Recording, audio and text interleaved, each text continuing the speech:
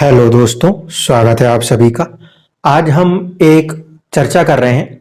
ये कुंडली पे हमें ये सवाल दिया गया कि अभी तक इन जातक का विवाह क्यों नहीं हुआ। उम्र काफी 40s तक आ चली है, तो एक वाजिब सा प्रश्न था कि आखिर इस कुंडली में ऐसा क्या है जो कि विवाह को होने नहीं दे रहा, और अगर हो सकता है तो कब तक हो सकता है। चलिए देखते हैं। ये जो कुंडली है जिसमें मैंने पूरे काले रंग से लिखा है वह एक्चुअल लगन कुंडली है। जो लाल रंग से लिखा है वो नवमांश कुंडली को ही मैंने लगन कुंडली पे लेके बना दिया है, और जो हमारे इंपॉर्टेंट पॉइंट्स रहते हैं वो हमने यहाँ पे ब्लू पेन से मार्क कर दिए हैं। क्योंकि सवाल मैरिज का है तो हम सबसे पहले लगन को देख लेते हैं कि लगन क्या चाहता है। इसमें जो लगन आ रहा है वो आ रहा है मंगल के पास। ठीक है, मृगशिरा नक्षत्र में शुरुआती 5 डिग्री का जन्म है, इसीलिए मृगशिरा नक्षत्र के स्वामी मंगल जो है वो कहीं ना कहीं यहाँ पर इनके सोचने का ढंग, इनका सबकॉन्शियस माइंड माने जाएंगे। तो जो सबकॉन्शियस माइंड है, जो सोचने वाला दिमाग है, वो कहीं ना कहीं कुंडली के अंदर सेम राशि में लगन कुंडली में भी मौजूद है, और तो और नवमांशी कुंडली में भी मौजूद है। इसका मतलब है कि मंगल जो है वो वर्गोत्तम है। मंगल वर्गोत्तम होकर अपनी चौथी दृष्टि मैरिज हाउस पे डालेंगे, तो यहाँ पे ये वाला तो कोई सवाल नहीं उठता कि जातक जो है वो शादी ना करना चाहे। ठीक है, जो थॉट प्रोसेस है मंगल की वो कहीं पे भी इस बात को नहीं दिखा रही कि मैं शादी से इनकार कर दूं, क्योंकि वो 7th हाउस को देख तो रहे हैं। एक चीज यहां पर आ रही है, वो क्या कि मंगल कहीं ना कहीं राहु केतु से कनेक्ट हो रहे हैं। इस कारण से थोड़ा सा एग्रेशन, फ्रस्ट्रेशन, ऐसी चीजों को कहीं ना कहीं वो बनाने का काम करेंगे, क्योंकि राहु और मंगल की युति है, और राहु जिसके साथ जुड़े उसकी चीजों को बढ़ाने का प्रयास करता है। तो ये एक चीज तो ठीक है, लगन से देखने को दिखाई देती। अब बात करें जो हमारे लिए मिड पॉइंट्स इंपॉर्टेंट होते हैं। 7th हाउस जो है वो देखेंगे तो 9 नंबर की गुरु की राशि है।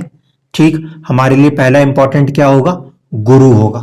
दूसरा, यहाँ पे 5 नंबर की आ रही है डिग्री, तो 5 नंबर डिग्री जो है वो 9 नंबर की राशि में कहीं ना कहीं मूला नक्षत्र को हासिल है। मूला नक्षत्र को हासिल होने के कारण उसके जो स्वामी बनेंगे वो बनेंगे केतुदेव। केतु जो है वो तो यहाँ पे अपने से 4 घर आगे जाके कर्म क्षेत्र में बैठ गए, इसीलिए सोल ऑफ द मैरिज को तो कोई प्रॉब्लम नहीं है। Mid point of the marriage जो है वो तो खुश है, वो ठीक ठाक जगह पे बैठा हुआ है। लेकिन जो हाउस का स्वामी है, 9 नंबर लिखे हैं, इसके स्वामी गुरु, वो देखने में तो उच्च के हैं लेकिन इस भाव से षडाष्टक हैं। तो ये तो हुआ पहला कारण कि जब कभी भी 7th हाउस का लॉर्ड या फिर उसकी सोल, तो यहाँ पे soul is okay but lord जो है वो अपने से षडाष्टक हो गया है, अपने से 8वें जाके बैठ गया है, वो भी उच्च का होकर। ऐसे परिस्थिति में शादी को लेट कर देगा, ये पहली चीज होती है। दूसरी बात यह है हमारे लिए शादी का सुख। ठीक है, तो शादी के सुख के अंदर अगर हम आए तो यहाँ पे जो मिड पॉइंट लॉर्ड है वो 27 डिग्री के नक्षत्र होने के कारण सूर्यदेव होंगे। अब सूर्यदेव के साथ साथ यहाँ के जो स्वामी हैं वो है शनिदेव। 10 नंबर की राशि लिखी है। अब इन दोनों को देख लीजिए, ये दोनों ही हमें राशि के पॉइंट से देखें तो राशि में ये शनि और सूर्य 5 नंबर सिंह राशि में मौजूद दिखाई देते हैं। ठीक है, और यहां से अगर हम देखने का प्रयास करें तो ये अष्टम भाव है। इस कारण से भी कहीं ना कहीं एक चुनौती और ज्यादा बढ़ गई। भाव चलित में जरूर ये दोनों आगे बढ़ जाएंगे, शनि और सूर्य, लेकिन इसके बावजूद भी कहीं ना कहीं ये जो 5 नंबर की राशि में मौजूदगी है वो इन दोनों को ही, सूर्य और शनि को, नेगेटिव इंपैक्ट करेगी। क्यों करेगी? देखिए, हैप्पीनेस ऑफ द मैरिज है ये 8th हाउस, इसका स्वामी है शनि, वो बैठा है सूर्य की राशि में, जो कि कहीं से भी कहीं तक उसका परस्पर मित्र नहीं होता। नैसर्गिक रूप से शत्रु होते हैं। और सूर्य जो है, जो कि आत्मा बन गया है, मैरिज के हाउस की आत्मा बना हुआ है, वो अपनी ही राशि में बैठ के काफी ज्यादा बलवान है। ऐसे में सूर्य का यहाँ पे बलवान होना भी जातक को रोकेगा, यानी कि एक समय तक जातक खुद मना कर देगा कि नहीं, मुझे तो अभी जुड़ना ही नहीं है, और ऐसे करते करते एक अच्छा खासा लंबा समय व्यतीत करना पड़ जाएगा। ये बात यहाँ पे ये कॉम्बिनेशन से क्लियर है, क्योंकि 8th हाउस का मिड पॉइंट लॉर्ड भी और उसका जो राशि स्वामी है वो दोनों ही वहां से कहीं ना कहीं 8वें में जाके बैठ गए थे। तो ये चीजें तो हमें क्लियर इंडिकेशंस में नजर आती थी। नवमांशी कुंडली को मैंने अलग से क्यों बनाया है, क्योंकि सवाल ये किया गया है क्या मैरिज पॉसिबल है, और पॉसिबल है तो कब पॉसिबल हो सकती है। तो मैरिज के लिए अभी जो इनकी दशाएं निकल चुकी हैं, अगर उसको एक बार देखें तो इनके जिंदगी में शुरुआत बुध की दशा से हुई थी। बुध जो है वो बचपन में निकल चुका, जो कि मैरिज के लिए कहीं ना कहीं थोड़ा सा हेल्प कर पाता। इसके बाद आई शुक्र की दशा, केतु और शुक्र।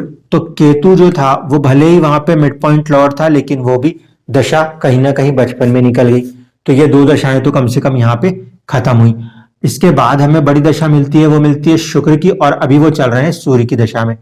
शुक्र की दशा को अगर आप ध्यान से देखोगे तो लगन कुंडली में शुक्र कारक भी होगा, क्योंकि एक जातक की कुंडली है तो शुक्र वाइफ का कारक भी होता है। वो बैठे तो ठीक ठाक है अपनी राशि में, लेकिन कहीं ना कहीं नीच राशि के सूर्य नवमांश में जो बैठे हैं वो उसको पीड़ित करे हुए हैं, यानी कि अब ज्यादा नेगेटिव फैक्टर हो गया।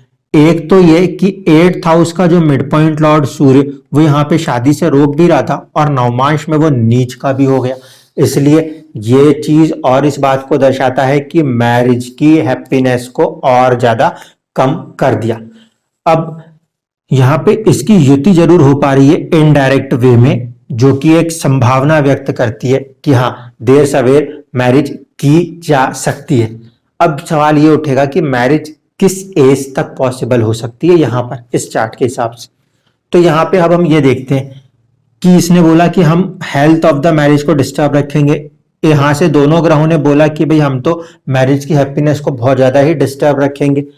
इसका मतलब कि बहुत जल्दी अगर मैरिज हो भी जाती है तो ब्रेक हो जाएगी। लेकिन एक फैक्टर है जो कि सपोर्ट करने में रह सकता है, वो है आपका केतु। क्यों? क्योंकि केतु जो है वो मिड पॉइंट लॉर्ड है, ठीक है, मिड पॉइंट लॉर्ड है वहां का, और वो बैठा है गुरु की राशि में, गुरु से दृष्ट भी है और गुरु उच्च के भी है। तो कहीं ना कहीं एक फैक्टर हम अगर देखें तो एज ऑफ 42 से लेके 48 के बीच में संभावना बन सकती है, जिसमें अभी दशा जो चल रही है वो सूर्य की दशा चल रही है। सूर्य शुक्र से कनेक्टेड भी है। अब सवाल ये उठेगा कि मैरिज किस पीरियड में मुमकिन हो सकती है। तो एक पीरियड जो मुमकिन हो सकता है वो है कि सूर्य की महादशा में बुध की अंतरदशा चल रही हो, या फिर सूर्य की महादशा में शुक्र की अंतरदशा चल रही हो, अन्यथा सूर्य की महादशा में गुरु का अंतर चल रहा हो। ठीक है, ये सारे प्लैनेट्स क्योंकि उस हाउस से कनेक्ट करते हैं, लेकिन मैं इससे भी ज्यादा बेहतरीन प्लैनेट पोजीशन देखूं तो मुझे लगता है कि जब आपकी कुंडली में सूर्य की महादशा में शनि की अंतरदशा चलती हो, 2023-24 के दरमियान ये पीरियड आ सकता है, वहां पे एक संभावना हम देख सकते हैं मैरिज होने की। वो पीरियड हम क्यों ऐसा कह सकते हैं, 23-24 के आसपास कहीं ना कहीं जो शनि है वो आपके इस जगह पे 9th हाउस के स्वामी होके 9th हाउस से गोचर कर रहे होंगे, और इस समय कहीं ना कहीं ये फॉर्मेशन इस शनि और सूर्य को भी देखेंगे, और यहां से इस राहु केतु एक्सिस को भी देख रहे होंगे, जो कि हमें आपके नवमांश से मिली है। तो 2023-24 के बीच में मैरिज होने की एक संभावना बन सकती है। अन्यथा तो ये चार्ट बहुत ज्यादा मैरिज के मामले में पॉजिटिविटी नहीं दिखाता। 7th हाउस का लॉर्ड जो है वो अपने से पहले तो 8th हो जाना, दूसरी बात कि हैप्पीनेस ऑफ द मैरिज का जो हाउस का स्वामी है और मिड पॉइंट लॉर्ड है वो दोनों के दोनों ही वहां से कहीं ना कहीं 8th हो जाना, इस कारण से मैरिज बहुत ज्यादा डिले हुई थी। बस राहु केतु के एक फोकस में, क्योंकि यहाँ पे वर्गोत्तम है, गुरु भी यहाँ पे हमें दिखाई दे रहे हैं और वो इस एक्सिस में आमने सामने है, तो हम एक अनुमान ये कह सकते हैं कि यहाँ संभावना है ऑलमोस्ट 48 के पीरियड तक संभावना है, इसलिए हम 42 और 48 के बीच तक भी आ चुके हैं। हमें जो पीरियड दिखाई देता है वो पीरियड कहीं ना कहीं शनि और सूर्य की जो अंतरदशाएं दशाएं चल सकती हैं उस पीरियड में आपका काम होता हुआ बन सकता है। इसको कहने का एक कारण और ये भी होगा कि यहाँ पे सूर्य नीच राशिस्थ तो हो रहे हैं, लेकिन वो 12th हाउस में नीच राशिस्थ हो रहे हैं, इस कारण से वहां पे वो नीच भंग की तरह काम कर सकते हैं। तो ये था आज की इस कुंडली का एनालिसिस। मुझे उम्मीद है कि हमारे बाकी के दर्शक भी समझ पा रहे होंगे जो मैं आज तक आपको समझाते आ रहा हूं कि 7th हाउस और 8th हाउस, उनके स्वामी, उनके मिड पॉइंट्स को कैसे उठाना है और कुंडलियों पे कैसे देखना है। इसको आप लोग खुद से अपनी कुंडलियों पे लगाकर भी देख सकते हैं। धन्यवाद।